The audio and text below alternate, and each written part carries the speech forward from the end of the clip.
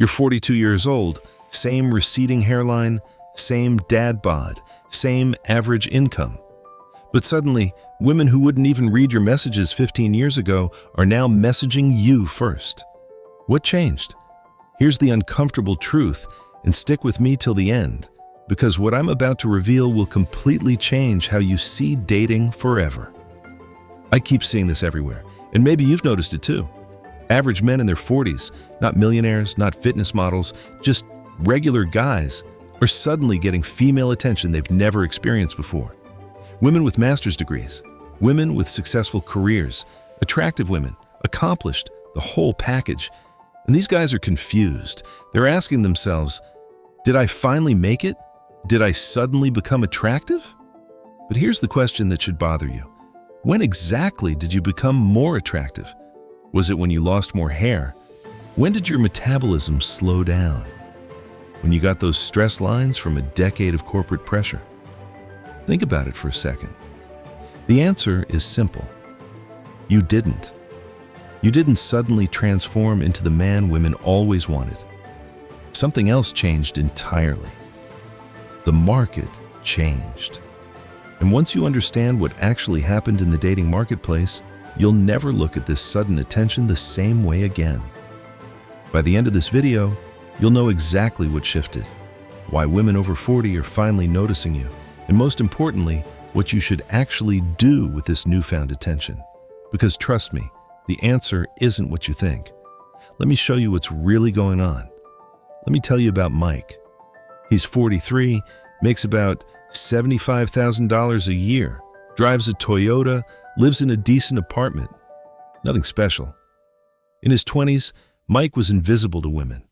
He'd send 20 messages on dating apps, maybe get one response. Dates were rare, relationships even rarer. Now, his phone is buzzing. Women are initiating conversations. Women are asking him out. Women are being flexible about things they used to call deal breakers. Mike called me last month, genuinely confused. What's happening? Did I glow up or something? I had to break it to him. Mike, look in the mirror. You're less attractive now than you were at 25. Less hair, more weight, more stress. But the women messaging you, their options changed. See, something happened in the dating market that nobody wants to talk about openly. It's happening in every major city. It's happening on every dating app. It's creating a complete reversal of power dynamics, and it has nothing to do with you becoming more desirable. Here's the thing that's going to sound harsh, but is mathematically true. For every woman messaging you now at 40, there's a very specific reason she wouldn't have at 25. And understanding that reason is the difference between making a massive mistake and making the smartest decision of your life. Because here's what I see happening. Good men, average men who finally have options, are jumping at the first woman who shows interest. They're so grateful for the attention that they don't stop to ask the most important question. Why now? What happened between 25 and 40 that made you suddenly good enough? And more importantly, what does that tell you about what you actually represent to her? Let me show you how the market actually worked when she was 25. Fast forward to 32. Jessica's doing better professionally now. Maybe she's making $70,000, has a nice apartment, and travels twice a year. By society's standards, she's winning. But something's different on the dating apps. The matches are slowing down. Not dramatically at first, just enough to notice. Those successful men in their late 30s and 40s who used to take her to expensive restaurants, they're still on the apps, but they're not matching with her anymore. Want to know why?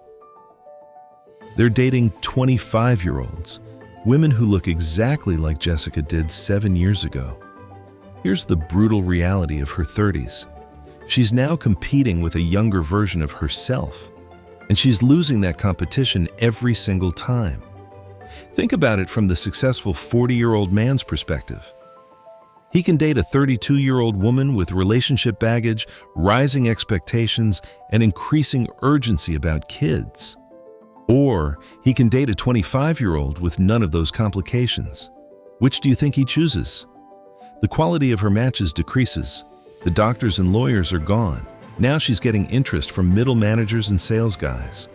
Still decent men, but not the caliber she got used to in her 20s. And this is where something fascinating happens. Instead of adjusting her expectations to match reality, she creates explanations. Where are all the good men? Everyone's already taken. Men are intimidated by successful women. Men can't handle a strong, independent woman. You see what she's doing? She's protecting her ego. Because admitting the truth, that the market shifted and she's no longer the hottest commodity, would destroy her self-image. So her standards stay the same while her options keep declining. She's still filtering for 6-foot-tall, six-figure men, still swiping left on average guys, and the clock keeps ticking. Somewhere between 36 and 40, everything changes. And I mean everything. That biological clock she could ignore in her 20s, it's not ticking anymore. It's screaming.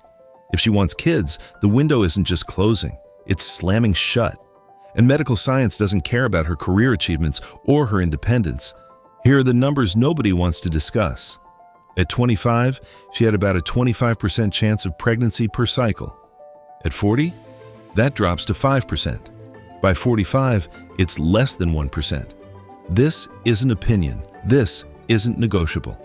This is cold, hard biology. But even if she doesn't want kids, she's facing a different nightmare. Look at her dating pool now. The successful men her age, most are married or in serious relationships. The ones who aren't, they're either dating women 10, 15 years younger, or they have major red flags she can't ignore anymore. Dating younger men in their 30s? Those guys are doing exactly what the older men did to her, dating women in their 20s. Dating older men in their 50s?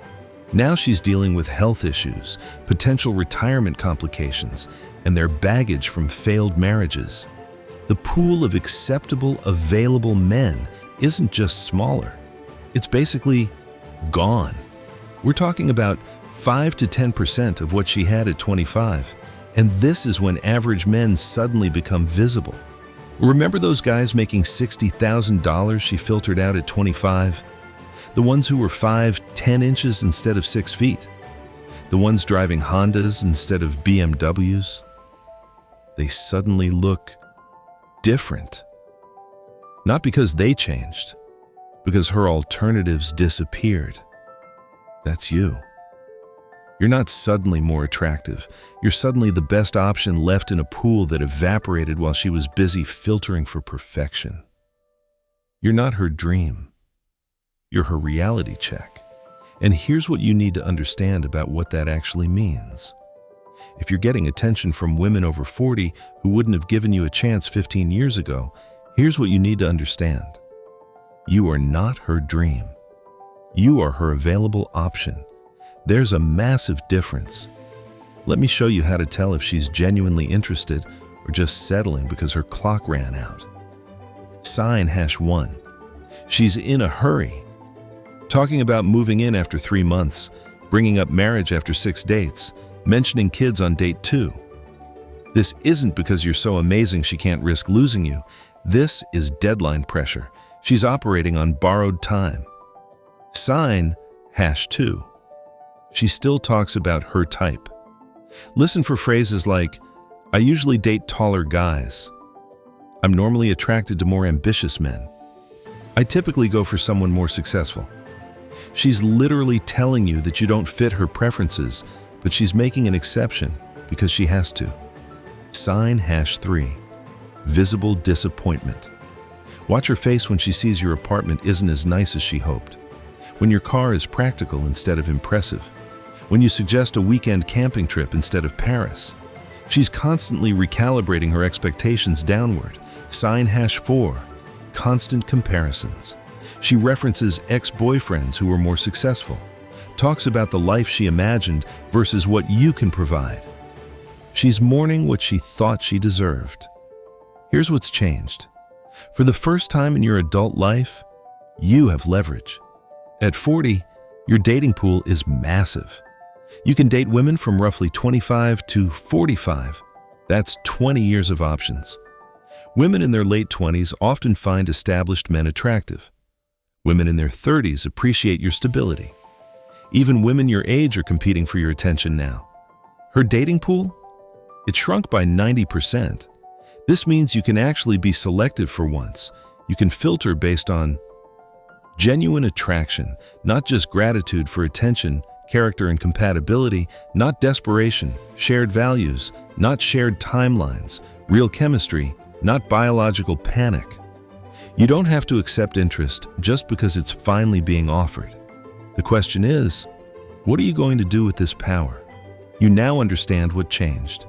You see the market dynamics clearly. So here's the question that actually matters. What are you going to do with this information?